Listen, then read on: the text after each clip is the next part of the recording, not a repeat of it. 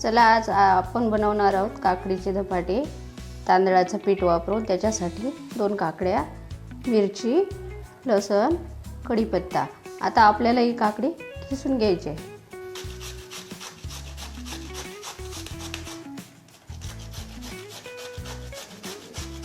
आता आपला असा खीस झालेला आहे। त्याच्यामध्ये आपण 1 वाटी तांदळाचं पीठ टाकणार आहोत। 2 ते 3 चमच बेसन पीठ, थोडेसे तीळ, जिरा पावडर,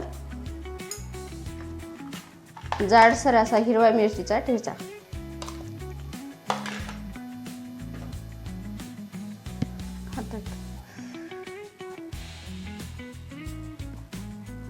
ओवा असा हातावर चोळून टाकायचा आहे। कोथिंबीर। हे पीठ आपण आता असं हे मळून घेणार आहोत पूर्ण। त्याच्यानंतर आपल्याला याचे पराठे बनवायचे।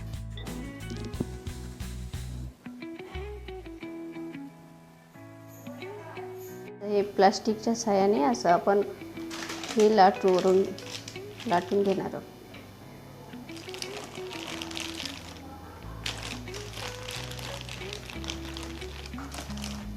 इथे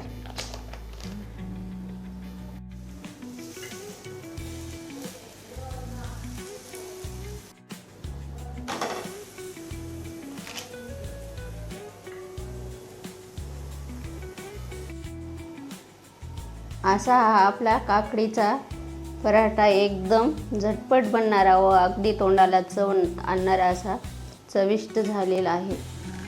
तुम्ही पण करून बघा।